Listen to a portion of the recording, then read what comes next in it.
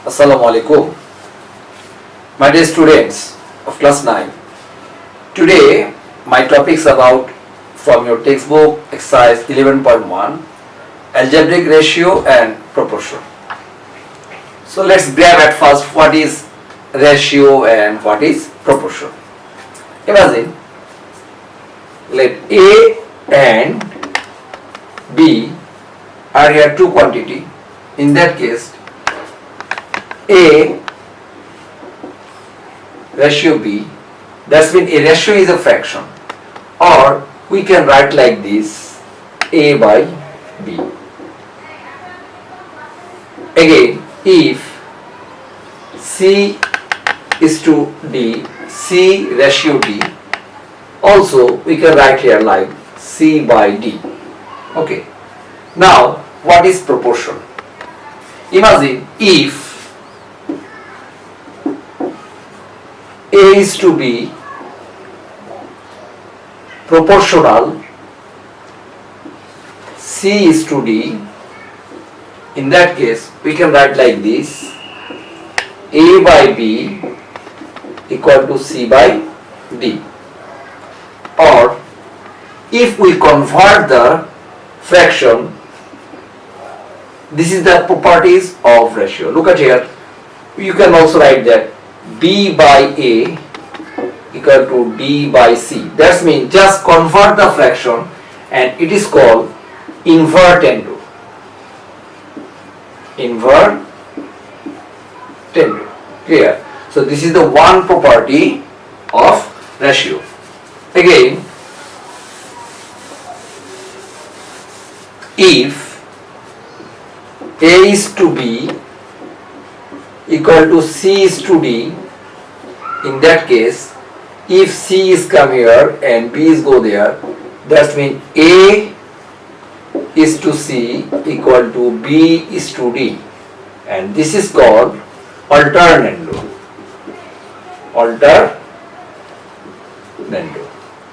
Okay. Again, so we get here two properties. First one is invertendo, second one is alternando. Now observe here, A by B equal to C by D. In that case, if we want added in both sides, we can write like this A by B equal to C plus D by D, and this is called componendo.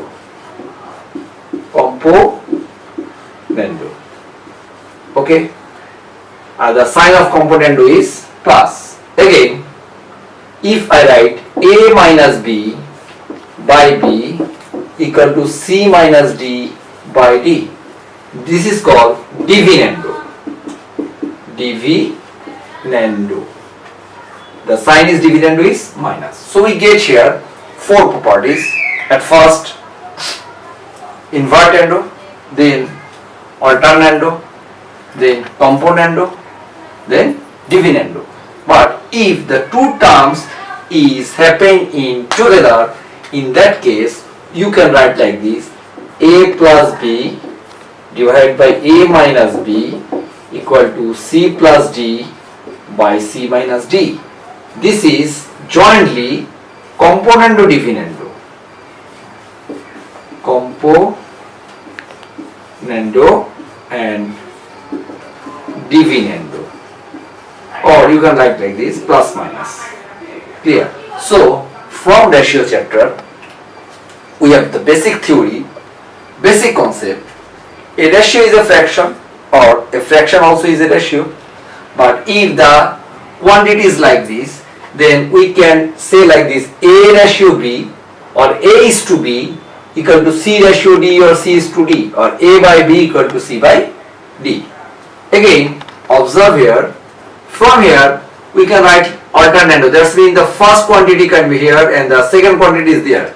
So this is just change the position, and this is called alternando.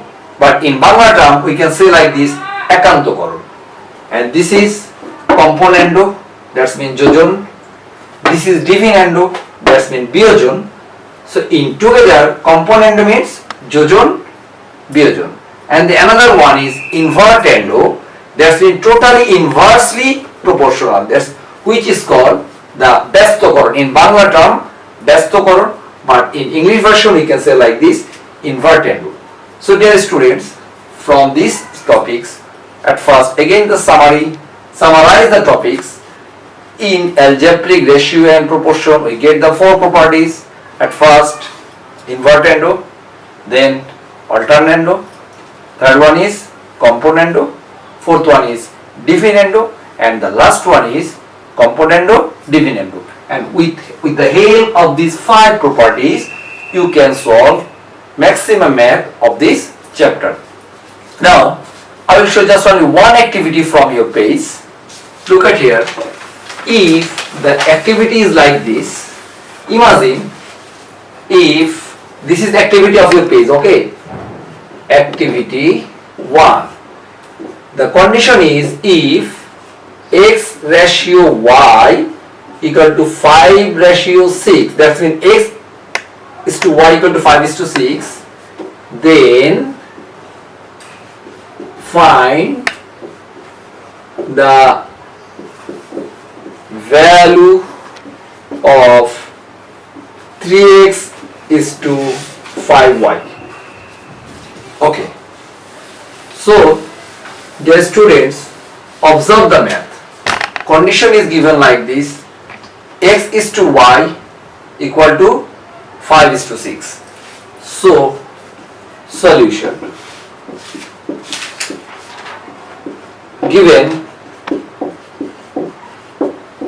x is to y equal to 5 is to 6, we can write like this, or x by y, because a ratio is a fraction, equal to 5 by 6. Okay, or though it is an equation, if we can multiply any number in both sides. এখন লক্ষ্য করি আমরা x এর coefficient এখানে কত 3, y এর coefficient কত 5, তার মানে আমার x এর আগে 3 এবং y এর আগে 5 লাগবে। এখানে আমার যদি আমি 3 by 5 দিয়ে যদি মাল্টিপ্লাই করি both side K, so right like this 3 by 5 into x by y equal to 3 by 5 into 5 by 6. Right hand side note, multiply করলাম আমরা,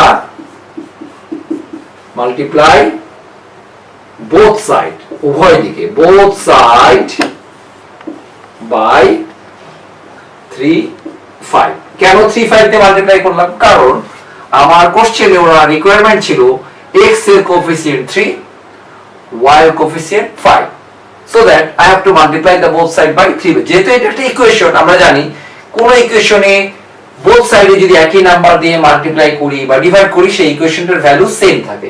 এখন দেখো যদি আমরা উপরে উপরে মাল্টিপ্লাই করি 3 কে x দিয়ে মাল্টিপ্লাই করলে কি হলো 3x, 5 কে y দিয়ে মাল্টিপ্লাই করে নিচে 5y, তাহলে আমরা কিন্তু পেয়ে গেছি 3x is to 5y। এদিকে আসি আমরা, 3 5 যা উপরে 15, নিচে 5 6 যা 30। এখন এই ফ্র্যাকশনটাকে বা এই ভগ্নাংশটাকে আমরা ছোট করতে পারি, লোয়েস্ট টার্মে নিয়ে আসতে পারি।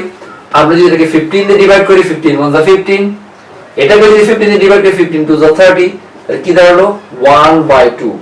therefore আমরা রেজাল্ট পেয়ে গেলাম 3x is to 5y equal to 1 is to 2।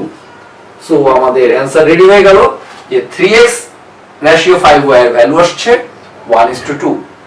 এটা ছিল আমাদের বইয়ের অ্যাক্টিভিটি 1। এখন আমরা ধাপে ধাপে, এরপর তোমরা বাসায় বসে অ্যাক্টিভিটি 2 করবে, অ্যাক্টিভিটি 3 করবে, তারপরে আমরা ম্যাথে চলে যাব। ঠিক আছে, তাহলে আমরা যদি এই ক্লাসটাকে আরেকবার আমরা গুছিয়ে নিয়ে আসি, যে আমরা জানলাম অ্যালজেব্রিক রেশিও এবং প্রপোর্শনের চ্যাপ্টারে 4টা ক্রাইটেরিয়া। প্রথম হচ্ছে একটা রেশিও হচ্ছে একটা ফ্র্যাকশন, যার একটা নিউমারেটর থাকবে, একটা ডিনোমিনেটর থাকবে। এখন আমরা জানি, আমরা ক্লাস 7 এটা শিখে এসেছি যে রেশিওর অনেকগুলো তোমার ডিভাইড আছে। কেমন কি কি রেশিও আছে? আমরা জানি যে কন্টিনিউড প্রপোর্শন, এন্ড কন্টিনিউড প্রপোর্শনটা কি এটা আগে আমাদের বুঝতে হবে। ঠিক আছে, তার আগে আমি তোমাদের বলি, যেমন ধরো a is to b equal to c is to d equal to e is to f equal to g is to h.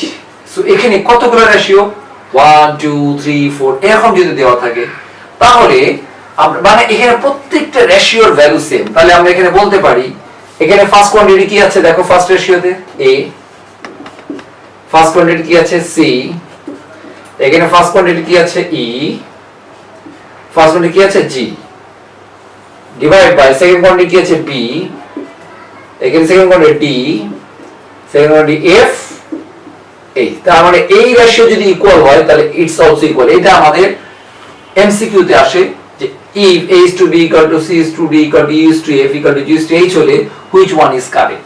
তা আমরা এই যে জেনে গেলাম প্রত্যেকটা কোয়ান্টিটির ফার্স্ট রেশিও গুলো এবং প্রত্যেকটা রেশিওর সেকেন্ড কোয়ান্টিটির সামেশন ডিভাইড করলে এগুলো সেম হবে, যেহেতু এখানে প্রত্যেকটা রেশিও সমান। এখন আমরা আরেকটা জিনিস বোঝার চেষ্টা করি, হোয়াট ইজ কন্টিনিউয়াস প্রপোর্শন।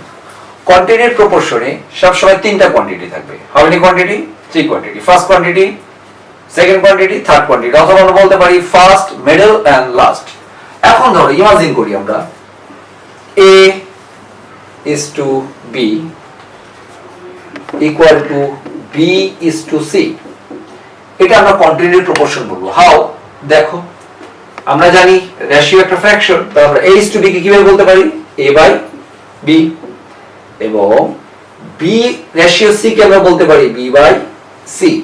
এখন যদি আমরা ক্রস মাল্টিপ্লাই করি, খেয়াল করো a কে c দিয়ে করি আর b কে b দিয়ে, b into b কি হলো? b square ac। তার মানে কন্টিনিউয়াস প্রপোর্শনের ফার্স্ট কন্ডিশন হচ্ছে মিড কোয়ান্টিটির square is the product of first and last quantity.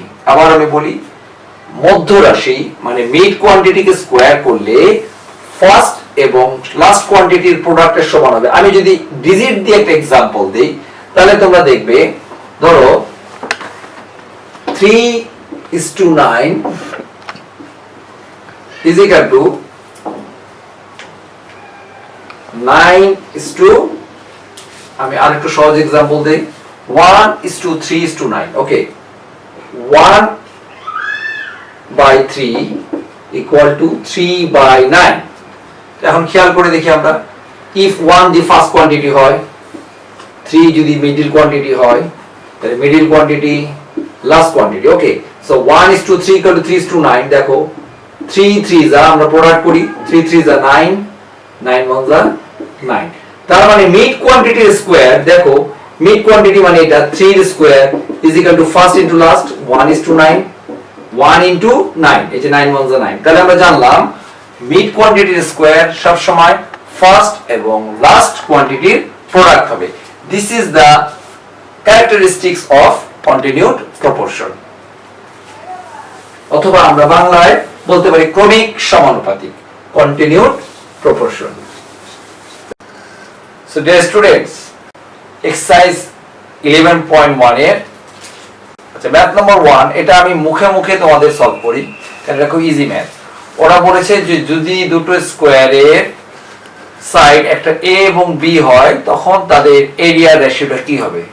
তা আমরা জানি যে কোনো স্কয়ারের এরিয়া মানে সাইড স্কয়ার, তার একটা যেহেতু ফার্স্ট স্কয়ারের সাইড a, তার মানে এটা রেশিও a, এরিয়া হচ্ছে a স্কয়ার, এবং সেকেন্ড স্কয়ারের যেহেতু সাইড b, তাহলে তার এরিয়া হবে b স্কয়ার, তাহলে ওদের রেশিও হবে a square is to b square. তো এটা আমরা মুখে মুখে সলভ করলাম। এখন আমাদের ম্যাথ নাম্বার 2 যেটা বইতে আছে, এখানে একটা কন্ডিশন প্রথমে ওরা দিয়ে দিয়েছে। প্রথম কন্ডিশন বলেছে যে if the area of a square is equal to the area of a circle, তার মানে একটা স্কয়ারের এরিয়া এবং একটা সার্কেলের এরিয়া ইকুয়াল। এখন আমাদেরকে বলেছে ডিটারমাইন করতে, we have to determine the ratio of their perimeter। এখানে দুটো টার্ম, এরিয়া এবং পেরিমিটার, এবং দুটো শব্দ, টু থিংস, একটা হচ্ছে স্কয়ার আর একটা হচ্ছে সার্কেল। এখন আমরা ধরে নিই late the side of the square be x unit and radius of the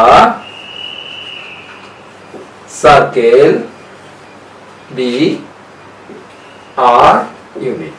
Clear?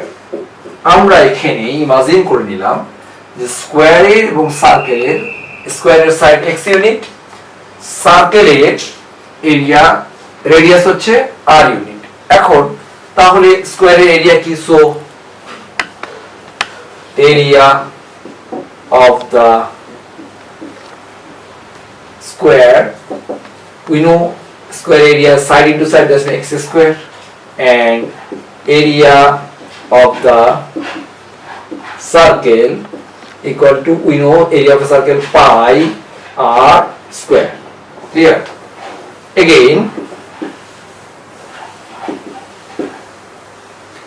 condition দেওয়া আছে যে স্কয়ার এরিয়া এবং সার্কেলের এরিয়া দুটো সেম। তার মানে ফার্স্ট কন্ডিশন,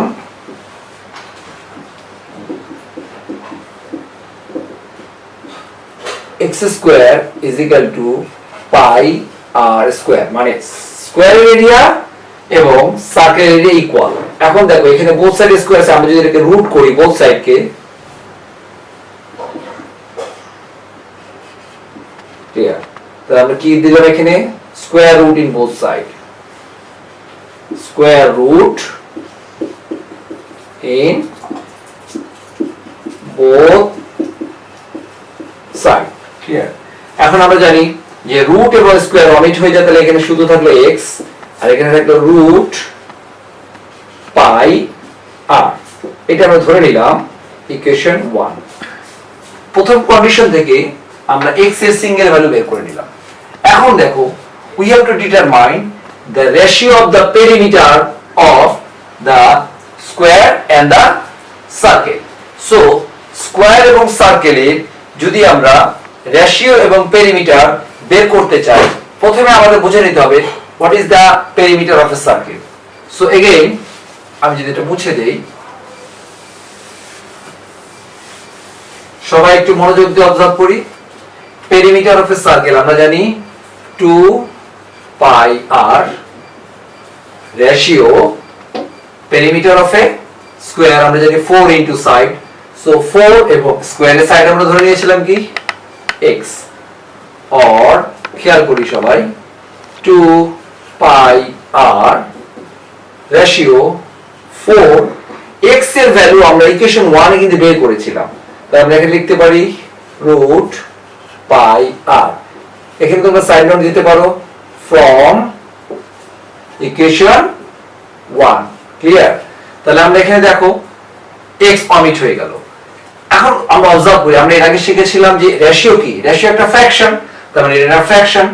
তাহলে আমরা বলতে পারি এটাকে এইভাবে or 2 pi r by 4 root pi r। এখন দেখো r এবং r অমিট হয়ে যায়, আমরা এটাকে বলতে পারি 2 2 যা 4। তাহলে সেকেন্ড লাইনে আসি, উপরে কি থাকলো পাই আর নিচে কি থাকলো 2 রুট পাই। ওকে, আচ্ছা এখন কত সহজে দেখো থার্ড লাইনে এসে আমরা পাই মানে কি বলতে পারি? Pi means root pi into root pi, কেন রুট রুট অমিট হয়ে যায়, আর নিচে কি থাকলো 2 root pi, and root pi কি হলো? So therefore the ratio is root pi is to 2. This is the answer. তাহলে আমরা বের করলাম যে সার্কেলের পেরিমিটার এবং স্কয়ারের পেরিমিটারের রেশিও হচ্ছে root pi is to 2। আশা করি তোমরা বুঝতে পেরেছো। তা আমরা 2 নম্বর ম্যাথ সলভ করলাম, এরপরে আমরা চলে যাচ্ছি আমাদের 3 নম্বর ম্যাথে। 3 নম্বর ম্যাথটা ম্যাথ নাম্বার 3 এক্সারসাইজ বুকের, if the ratio of two number, দুটো নাম্বারের রেশিও দিয়ে দিয়েছে 3:4। ওকে, সো ম্যাথ নাম্বার 3 যদি আমরা করি, given that the ratio of the two number is, so right here given math number 3, okay, given ratio of how many number? 2 number, good, ratio of two number দেওয়া আছে 3:4। যেহেতু এটা ratio, আমরা ধরে নিই যে একটা common term, let the common term be x, so the first number কে আমরা বলতে পারি 3x আর সেকেন্ড নাম্বার কে আমরা বলতে পারি 4x, x আমরা এখানে ধরে নিলাম একটা কমন টার্ম। আচ্ছা, এরপর কি দেওয়া আছে কোশ্চেনে বলা আছে যে their LCM is 180. the first condition, LCM আমরা জানি কি product of the two number here 3 into 4x, this is the LCM of this two number is equal to 180, or 12x equal to 180, or x equal to 180 by 12, so 12 was a 12, 5 12s are 60, therefore আমরা পেয়ে গেলাম common টার্মটার value কত 15। এখন আমাদের কাছে question ছিল যে find the two number. দেখো আমরা প্রথম নাম্বারটা কি ধরেছিলাম 3x, গুড, আর সেকেন্ড নাম্বারটা কি ছিল আমাদের 4x। যেহেতু আমরা x এর ভেরিয়েবল ভ্যালুটা পেয়ে গেছি, তাহলে আমরা বলতে পারি so first number equal to 3 into 15 equal to 45, আর সেকেন্ড নাম্বারটা আমাদের আসবে 4 into 15, যেহেতু x এর value 15 is equal to 60। So আমরা পেয়ে গেলাম যে আমাদের দুটো নাম্বার, একটা হচ্ছে 45 এবং আরেকটা নাম্বার হচ্ছে আমাদের 60। আশা করি তোমরা বুঝতে পেরেছো।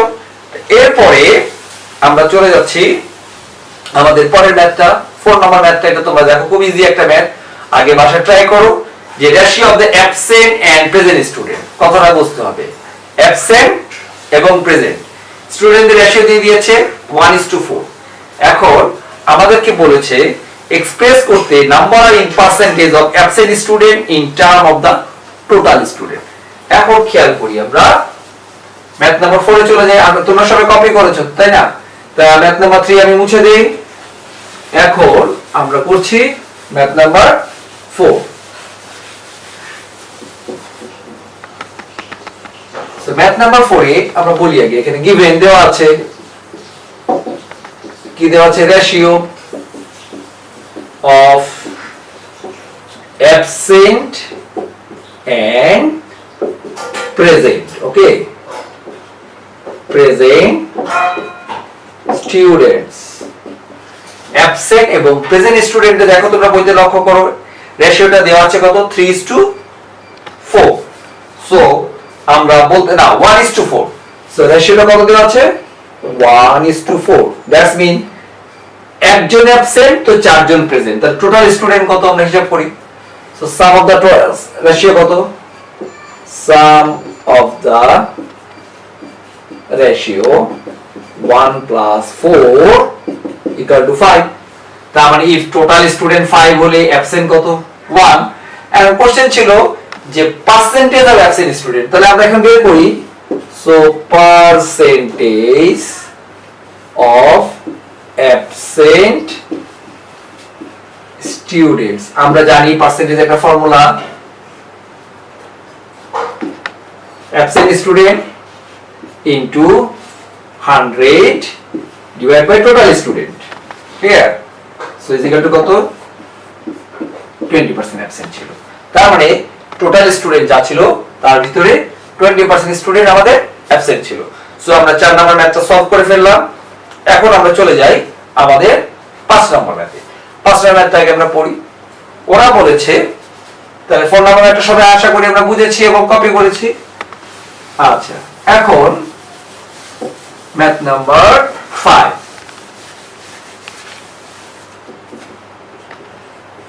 আচ্ছা, ম্যাথ নাম্বার 5 এর ইন্টারেস্টিং থিংস, কোশ্চেনটা যদি আমরা বুঝি আমরা এটা মুখোমুখি সলভ করতে পারি। কিভাবে দেখো, a thing is bought and sold at the loss of 28%। একটা জিনিস কিনে আমি এটাকে সোল্ড করলাম 28% লস দিয়ে। এখন আমাকে বলেছে find the ratio of buying and selling cost. আচ্ছা ঠিক আছে, তা আমরা তো জানি না আমরা এটা কত দিয়ে কিনেছি, তা আমরা ধরে নিই লেট কস্ট প্রাইস বি 100। এখন সেল করেছিলাম কত পার্সেন্ট লস দিয়ে, 28% লস দিয়ে। তাহলে আমরা বলতে পারি at 28% লস করলে সেল করলাম কত দিয়ে? তাহলে সেলিং প্রাইস 100 টাকায় কিনেছি, 28 টাকা আমার লস করে বেচতে হয়েছে, তাহলে 72। তার মানে যেটা আমি কিনেছি 100 টাকা দিয়ে সেটা আমি সেল করেছিলাম 72 টাকা দিয়ে। এখন আমাকে বলেছে বাইং প্রাইস এবং সেলিং প্রাইসের রেশিও। তাহলে আমরা দেখতে পাচ্ছি এটা বাইং প্রাইস, এটা সেলিং প্রাইস। তাহলে আমরা লিখি so ratio of buying price and selling price 100 ratio 72। আমরা এটাকে ছোট করতে পারি, এটা ইচ রেশিওকে যদি আমরা 4 দিয়ে ডিভাইড করি তাহলে কি হয়? 25:18। আশা করি তোমরা এটা বুঝতে পেরেছো যে আমাদের অ্যানসারটা হলো 25:18। এইভাবে আমরা 5 পর্যন্ত ম্যাথটা সলভ করলাম। তাহলে আমরা আজকে করলাম কি 2 3 4 5। ইনশাআল্লাহ আমাদের নেক্সট ক্লাসে আমরা বাকি ম্যাথগুলো যেগুলো আছে 6 থেকে বাকিগুলো আমরা সলভ করব। তো সবাইকে অনেক ধন্যবাদ এবং তোমরা বাসায় অবশ্যই যে প্রপার্টিগুলো আমি এর আগের ক্লাসে দিয়েছি এবং এখন যে ম্যাথগুলো দিলাম এগুলো একা একা প্র্যাকটিস করবে, অ্যাক্টিভিটিগুলো করবে এবং এরপরে আমরা বাকি ম্যাথগুলো সলভ করব। সবাইকে অনেক ধন্যবাদ মনোযোগ দিয়ে ক্লাসটি দেখার জন্য। Thank you.